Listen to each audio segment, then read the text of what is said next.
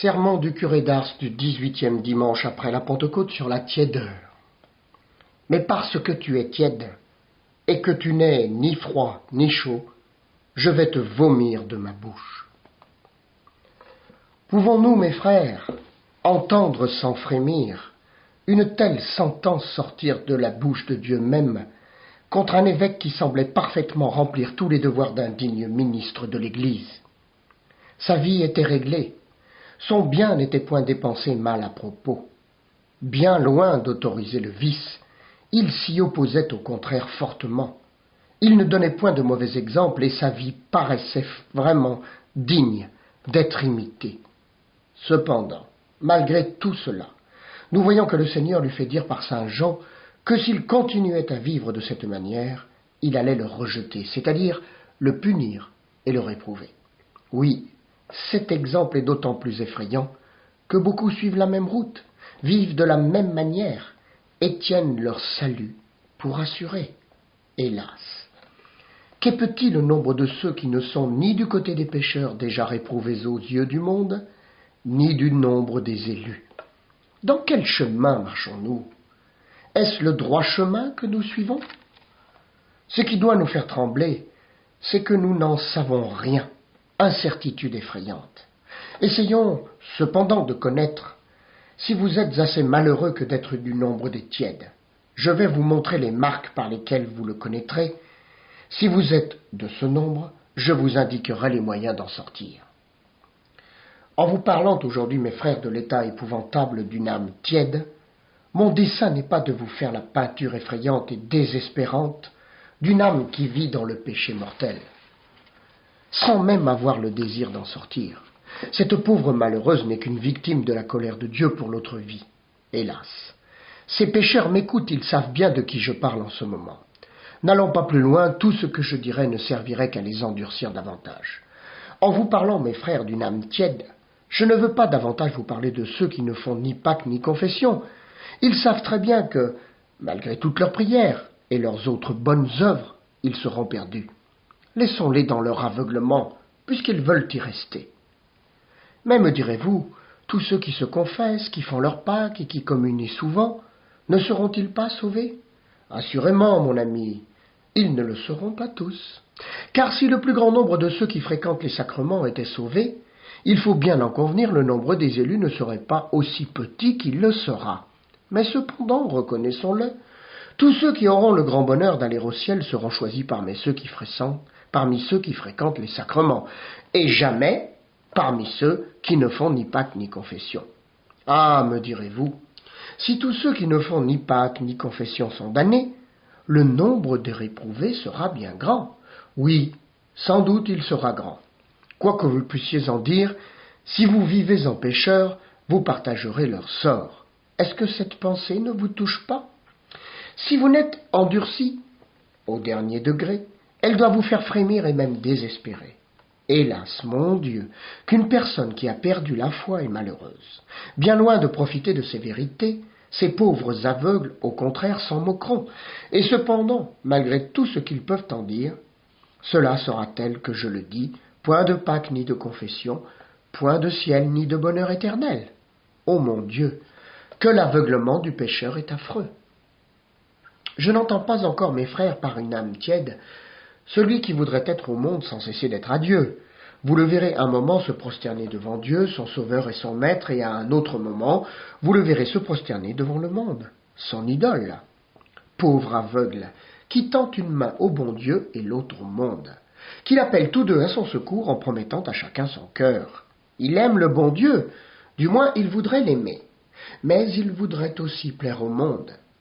Lassé de vouloir se donner à tous les deux, il finit par ne plus se donner qu'au monde. Vie extraordinaire et qui présente un spectacle si singulier que l'on ne peut pas se persuader que ce soit la vie d'une même personne. Je vais vous la montrer d'une manière si claire que peut-être plusieurs d'entre vous en seront offensés. Mais peu m'importe. Je vous dirai toujours ce que je dois vous dire et vous en ferez ce que vous voudrez. Je dis, mes frères, que celui qui veut être au monde sans cesser d'être à Dieu mène une vie si extraordinaire qu'il n'est pas possible d'en concilier les différentes circonstances. Dites-moi, oseriez-vous penser que cette fille, que vous voyez dans ces parties de plaisir, dans ces assemblées mondaines où l'on ne fait que le mal et jamais le bien, se livrant à tout ce qu'un cœur gâté et perverti peut désirer, est la même que vous avez vue il y a à peine 15 jours ou un mois au pied du tribunal de la pénitence, faire l'aveu de ses fautes, protestant à Dieu qu'elle est prête à mourir plutôt que de retomber dans le péché? Est-ce bien là cette personne que vous avez vue monter à la table sainte, les yeux baissés, la prière sur les lèvres? Ô mon Dieu, quelle horreur!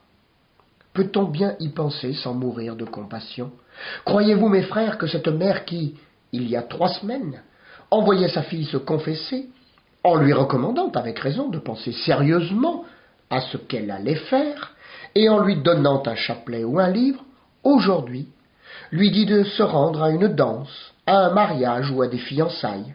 Ces mêmes mains qui lui ont donné un livre sont employées à lui arranger ses vanités, afin de mieux plaire au monde. Dites-moi, est-ce bien cette personne qui ce matin était à l'église, chantait les louanges de Dieu, et qui maintenant emploie cette même langue à chanter de mauvaises chansons et à tenir les discours les plus infâmes? Est-ce bien là ce maître ou ce père de famille qui, tout à l'heure, était à la Sainte Messe avec un grand respect, qui semblait vouloir passer si saintement le dimanche et que vous voyez maintenant travailler et faire travailler son monde? Oh mon Dieu, quelle horreur! Comment le bon Dieu va-t-il ranger tout cela au jour du jugement? Hélas!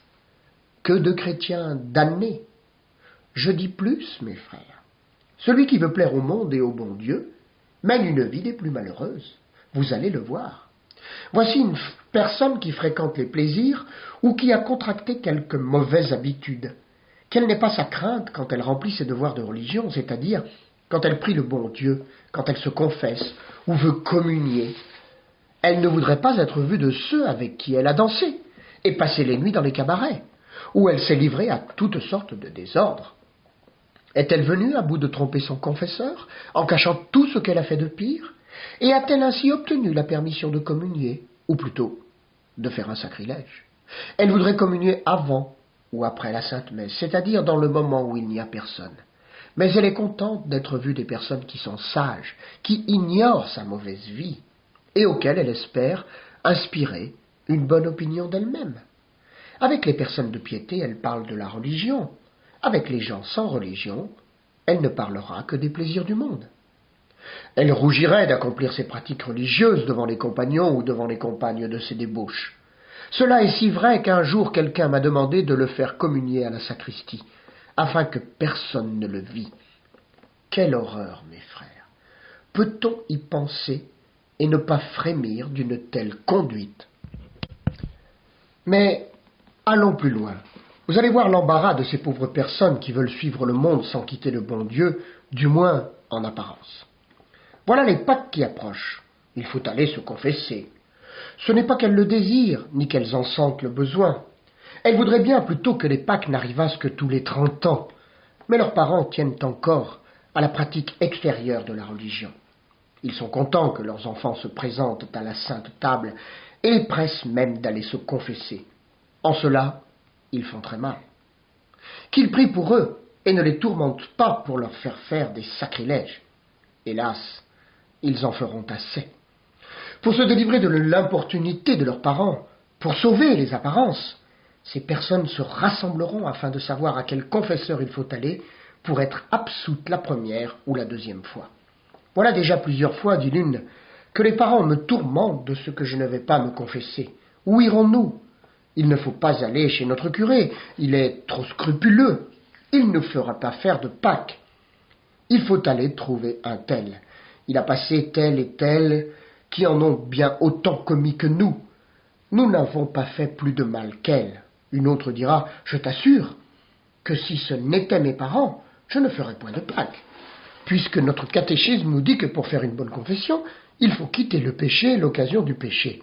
Et nous ne faisons ni l'un ni l'autre. Je te le dis sincèrement, je suis bien embarrassé toutes les fois que les Pâques arrivent. Je ne les vois les heures d'être établies pour ne plus courir. Alors je ferai une confession de toute ma vie pour réparer celle que je fais maintenant. Sans cela, je ne mourrai pas contente. Eh bien, lui dira une autre, il te faudrait retourner à celui qui t'a confessé jusqu'à présent. Il te connaîtra bien mieux. Ah, certes non. J'irai à celui qui ne m'a pas voulu passer parce qu'il ne voulait pas me damner. Ah, que tu es bonne. Cela ne fait rien. Ils ont bien tous le même pouvoir. Cela est bon à dire tant que l'on se porte bien, mais quand on est malade, on pense bien autrement. Un jour, j'allais voir une telle qui était bien malade. Elle me dit que jamais elle ne retournerait se confesser à ces prêtres qui sont si faciles et qui, en faisant semblant de vouloir vous sauver, vous jettent en enfer. C'est ainsi que se conduisent beaucoup de ces pauvres aveugles.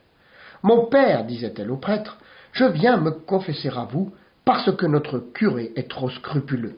Il veut nous faire promettre des choses que nous ne pouvons pas tenir. Il voudrait que nous fussions des saints, et cela n'est pas trop possible dans le monde. Il voudrait que nous ne missions jamais le pied à la danse, et que nous ne fréquentassions jamais les cabarets ni les jeux. Si l'on a quelque mauvaise habitude, il n'accorde plus l'absolution qu'on ne l'ait quitté tout à fait. S'il fallait faire tout cela, nous ne ferions jamais de Pâques. Mes parents, qui ont bien de la religion, me sont toujours après sur ce que je ne fais pas mes Pâques. Je ferai tout ce que je pourrai, mais l'on ne peut pas dire que l'on ne retournera plus dans ces amusements, puisque l'on ne sait pas les occasions que l'on pourra rencontrer. Ah, lui dira le confesseur trompé par ce beau langage, je vois que votre curé est un peu scrupuleux. Faites votre acte de contrition, je vais vous donner l'absolution, et tâchez d'être bien sage. C'est-à-dire baisser la tête. Vous allez fouler le sang adorable de Jésus-Christ. Vous allez vendre votre Dieu comme Judas l'a vendu à ses bourreaux, et demain vous communierez, ou plutôt, vous irez le crucifier. Ô horreur! Ô abomination! Va, infâme Judas, va à la table sainte, va donner la mort à ton Dieu et à ton Sauveur. Laisse crier ta conscience, tâche seulement d'en étouffer les remords autant que tu le pourras. Mais mes frères, je vais trop loin. Laissons ces pauvres aveugles à leurs ténèbres. Je pense, mes frères, que vous désirez savoir ce que c'est que l'état d'une âme tiède. Eh bien, le voici. Une âme tiède n'est pas encore tout à fait morte aux yeux de Dieu, parce que la foi, l'espérance et la charité, qui sont sa vie spirituelle, ne sont pas tout à fait éteintes. Mais c'est une foi sans aile, une espérance sans fermeté, une charité sans ardeur. Je vais vous faire le portrait d'un chrétien fervent, c'est-à-dire d'un chrétien qui désire véritablement sauver son âme, en même temps que celui d'une personne qui mène une vie tiède dans le service de Dieu. Mettons-les à côté de l'un et de l'autre, et vous verrez auquel des deux vous ressemblez. Un bon chrétien ne se contente pas de croire toutes les vérités de notre sainte religion. Il les aime, les médite, les cherche, et il cherche tous les moyens de les apprendre. Il aime à entendre la parole de Dieu. Plus il l'entend, plus il désire l'entendre, parce qu'il désire en profiter, c'est-à-dire éviter tout ce que Dieu lui défend et faire tout ce qu'il commande.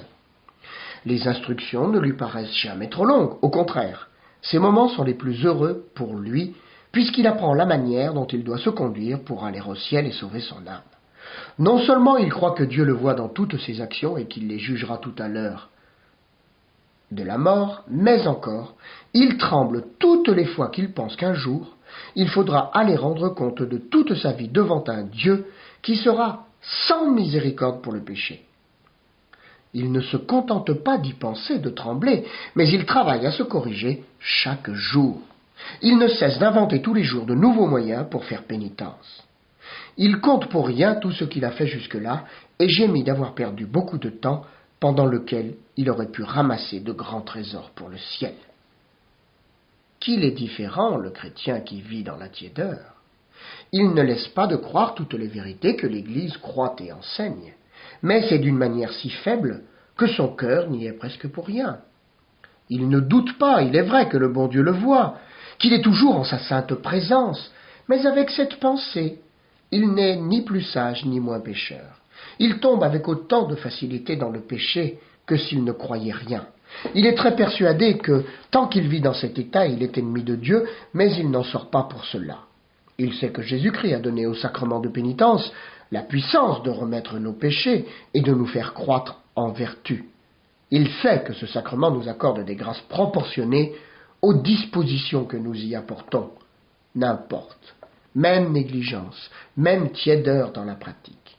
Il sait que Jésus-Christ est véritablement dans le sacrement de l'Eucharistie, qu'il est une nourriture absolument nécessaire à sa pauvre âme. Cependant, vous voyez en lui peu de désir. Ses confessions et ses communions sont très éloignées les unes des autres. Il ne se décidera qu'à l'occasion d'une grande fête, d'un jubilé ou d'une mission, ou bien parce que les autres y vont, et non par le besoin de sa pauvre âme. Non seulement il ne travaille pas à mériter ce bonheur, mais il ne porte pas même envie à ceux qui le goûtent plus souvent. Si vous lui parlez des choses du bon Dieu, il vous répond avec une indifférence qui vous montre comme son cœur est peu sensible au bien que nous pouvons trouver dans notre sainte religion. Rien ne le touche. Il écoute la parole de Dieu, il est vrai, mais souvent il s'ennuie. Il écoute avec peine, par habitude, comme une personne qui pense qu'elle en est assez ou qu'elle en fait assez. Les prières, qui sont un peu longues, le dégoûtent. Son esprit est si rempli de l'action qu'il vient de finir ou de celle qu'il va faire. Son ennui est si grand que sa pauvre âme est comme à l'agonie. Il vit encore, mais il n'est capable de rien pour le ciel. L'espérance d'un bon chrétien est ferme, sa confiance en Dieu est inébranlable. Il ne perd jamais de vue les biens et les maux de l'autre vie. Le souvenir des souffrances de Jésus-Christ lui est continuellement présent à l'esprit. Son cœur en est toujours occupé. Tantôt il porte sa pensée dans les enfers pour concevoir combien est grande la punition du péché et combien est grand le malheur de celui qui le commet, ce qui le dispose à préférer la mort même au péché. Tantôt pour s'exciter à l'amour de Dieu et pour sentir combien est heureux celui qui préfère le bon Dieu à tout, il porte sa pensée dans le ciel. Il se représente combien est grande la récompense de celui qui quitte tout pour le bon Dieu. Alors, il ne désire que Dieu et ne veut que Dieu seul. Les biens de ce monde ne lui sont rien. Il aime à les voir méprisés et à les mépriser lui-même. Les plaisirs du monde lui font horreur. Il pense qu'étant le disciple d'un Dieu crucifié, sa vie ne doit être qu'une vie de larmes et de souffrances. La mort ne l'effraie nullement, parce qu'il sait très bien qu'elle seule peut le délivrer des maux de la vie et le réunir à son Dieu pour toujours. Mais une âme tiède est bien éloignée de ses sentiments. Les biens et les maux de l'autre vie ne lui sont presque rien. Elle pense au ciel, il est vrai, mais sans désirer véritablement d'y aller. Elle sait que le péché lui enferme les portes. Malgré cela, elle ne cherche pas à se corriger, du moins d'une manière efficace. Aussi se trouve-t-elle toujours la même. Le démon la trompe en lui faisant prendre beaucoup de résolutions de se convertir, de mieux faire, d'être plus mortifiée, plus retenue dans ses paroles, plus patiente dans ses peines, plus charitable envers son prochain. Mais tout cela ne change nullement sa vie. Il y a 20 ans qu'elle est remplie de désirs, sans avoir modifié en rien ses habitudes. Elle ressemble à une personne qui porte envie à celui qui est sur un char de triomphe, mais ne daigne pas seulement lever le pied pour y monter. Elle ne voudrait pas cependant renoncer aux biens éternels pour ceux de la terre, mais elle ne désire ni sortir de ce monde, ni aller au ciel. Et, si elle pouvait passer son temps sans croix et sans chagrin, elle ne demanderait jamais à sortir de ce monde. Si vous lui entendez dire que la vie est bien longue et bien misérable, c'est seulement quand tout ne va pas selon ses désirs. Si le bon Dieu, pour la forcer en quelque sorte à se détacher de la vie, lui envoie des croix ou des misères, la voilà qui se tourmente, qui se chagrine, qui s'abandonne aux plaintes, aux murmures, et souvent à une espèce de désespoir. Elle semble ne plus vouloir reconnaître que c'est le bon Dieu qui lui envoie ces épreuves pour son bien, pour la détacher de la vie et l'attirer à lui. Qu'a-t-elle pu faire pour les mériter? Pense-t-elle en elle-même? Bien d'autres plus coupables qu'elles n'en subissent pas autant. Dans la prospérité, l'âme tiède ne va pas jusqu'à oublier le bon Dieu, mais elle ne s'oublie pas non plus elle-même. Elle sait très bien raconter tous les moyens qu'elle a employés pour réussir. Elle croit que bien d'autres n'auraient pas eu le même succès. Elle aime à le répéter, à l'entendre répéter. Chaque fois qu'elle l'entend, c'est avec une nouvelle joie. À l'égard de ceux qui la flattent, elle prend un air gracieux. Mais pour ceux qui ne lui ont pas porté tout le respect qu'elle croit mériter, ou qui n'ont pas été reconnaissants de ses bienfaits, elle garde un air froid, indifférent, et semble leur dire qu'ils sont des ingrats qui ne méritaient pas de recevoir le bien qu'elle leur a fait. Mais un bon chrétien, mes frères, bien loin de se croire digne de quelque chose et capable de faire le moindre bien, n'a que sa misère devant les yeux. Il se méfie de ceux qui le flattent, comme d'autant de pièges que le démon lui tend. Ses meilleurs amis sont ceux qui lui font connaître ses défauts, parce qu'il sait qu'il faut absolument les connaître pour s'en corriger. Il fuit l'occasion du péché autant qu'il le peut, se rappelant combien peu de choses le fait tomber. Il ne compte plus sur toutes ses résolutions, ni sur ses forces, ni même sur sa vertu. Il connaît, par sa propre expérience, qu'il n'est capable que de pécher. Il met toute sa confiance et son espérance en Dieu seul.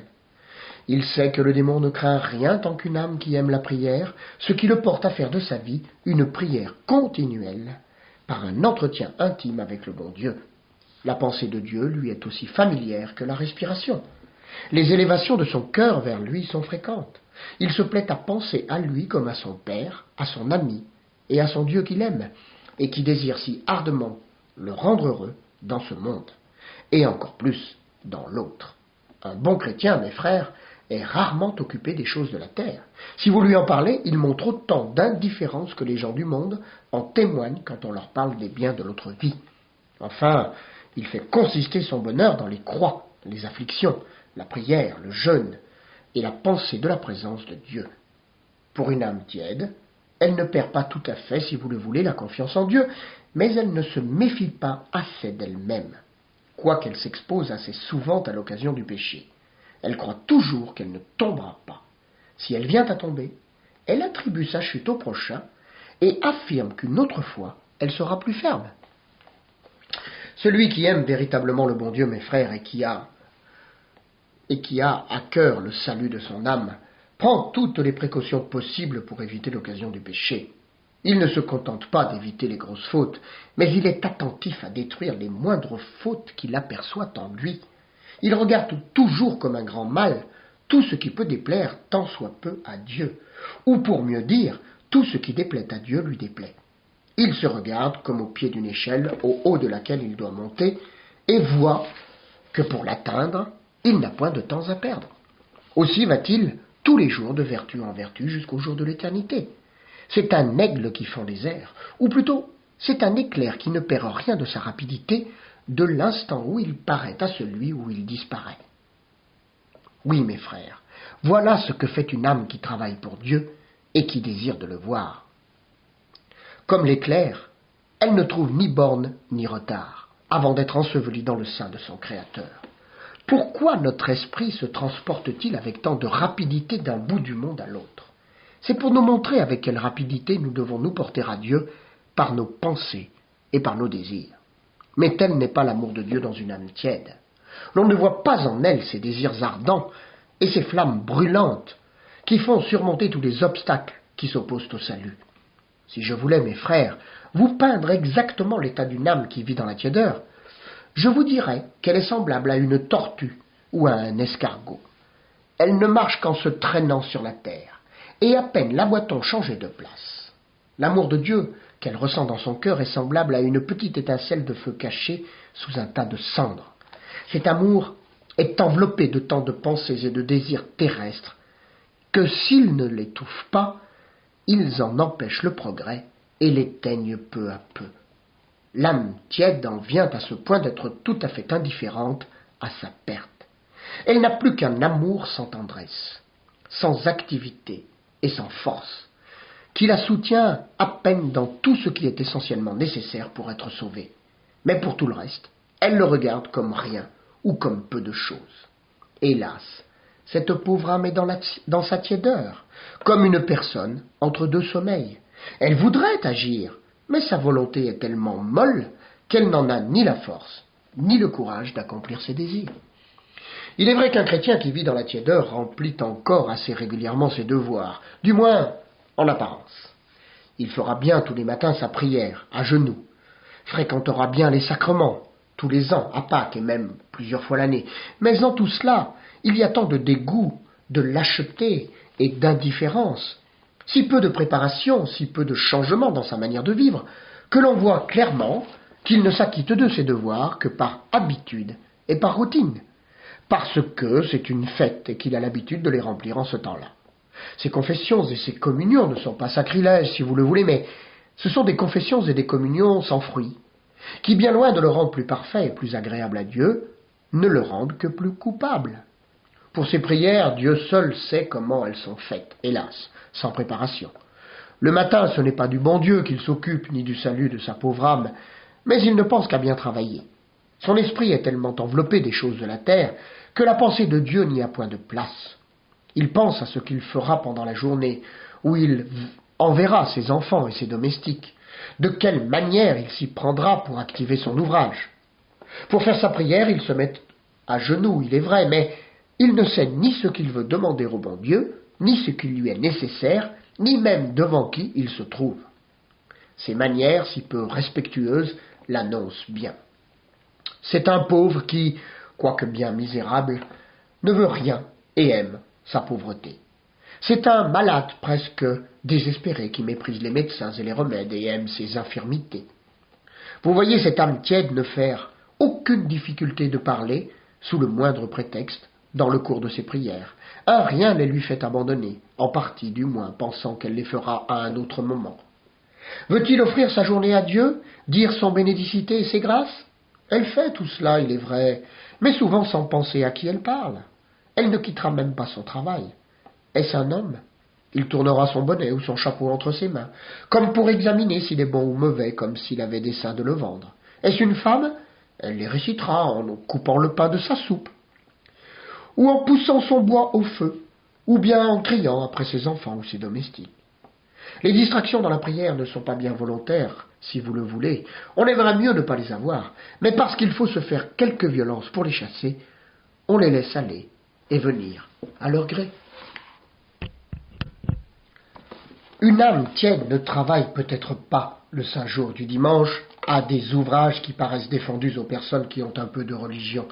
Mais faire quelques points d'aiguille, arranger quelque chose dans le ménage, envoyer ses bergers au champ, durant les offices, sous prétexte qu'ils n'ont pas bien de quoi donner à leurs bêtes, ils ne s'en font pas de scrupules, et ainsi aiment mieux laisser périr leur âme et celle de leurs ouvriers que laisser périr leurs bêtes. Un homme arrangera ses outils, ses charrettes pour le lendemain, il ira visiter ses terres, bouchera un trou, coupera quelques cordes, apportera des seyons et les arrangera. Qu'en pensez-vous, mes frères? N'est-ce pas, hélas, la vérité toute pure? Une âme tiède se confessera encore tous les mois, et même bien plus souvent, mais hélas, quelle confession! Point de préparation, point de désir de se corriger, du moins, ils sont si faibles et si petits, que le premier coup de vent les renverse. Toutes ces confessions ne sont qu'une répétition des anciennes, bien heureuses encore s'ils n'ont rien à y ajouter. Il y a 20 ans qu'ils accusaient ce qu'ils accusent aujourd'hui. Dans 20 ans, s'ils se confessent encore, ce sera la même répétition.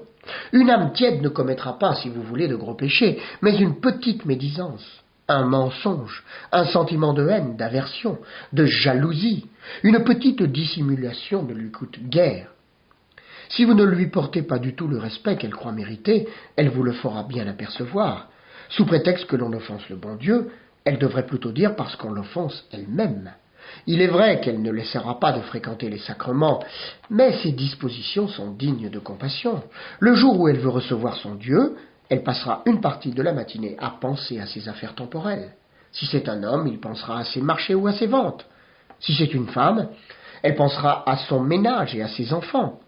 Si c'est une fille, à la manière dont elle va s'habiller. Si c'est un garçon, il rêvera à quelques plaisirs frivoles, et le reste. Elle renferme son Dieu comme dans une prison obscure et malpropre. Elle ne lui donne pas la mort, mais il est dans ce cœur sans joie et sans consolation. Toutes ces dispositions annoncent que sa pauvre âme n'a plus qu'un souffle de vie. Après avoir reçu la Sainte Communion, cette personne pense guère plus au bon Dieu que les autres jours. Sa manière de vivre nous annonce qu'elle n'a pas connu la grandeur de son bonheur. Une personne tiède réfléchit peu sur l'état de sa pauvre âme, et ne revient presque jamais sur le passé. Si elle pense cependant à mieux faire, elle croit qu'ayant confessé ses péchés, elle doit être parfaitement tranquille. Elle assiste à la Sainte Messe, à peu près comme à une action ordinaire. Elle y pense peu sérieusement et ne fait point de difficulté de causer de différentes choses en y allant. Elle ne pensera pas même, peut-être une seule fois, qu'elle va participer au plus grand de tous les dons que le bon Dieu puisse nous faire, tout Dieu qu'il est. Pour les besoins de son âme, elle y pense, il est vrai, mais bien faiblement. Souvent même, elle se présente devant le bon Dieu sans savoir ce qu'elle va lui demander. Elle se fait peu de scrupules de retrancher, sous le moindre prétexte, la passion, la procession et l'eau bénite. Pendant les saints offices, elle ne veut pas dormir, il est vrai, et elle a même peur qu'on l'aperçoive. Mais elle ne se fait pas la moindre violence. Quant aux distractions pendant la prière ou la sainte messe, elle ne voudrait pas les avoir, mais comme il faudrait un peu combattre, elle les souffre avec patience. Cependant, sans les aimer.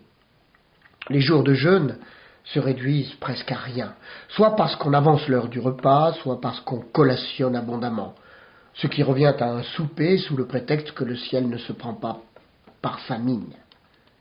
Quand elle fait quelques bonnes actions, souvent son intention n'est pas bien purifiée. Tantôt c'est pour faire plaisir à quelqu'un, tantôt c'est par compassion, et quelquefois pour plaire au monde.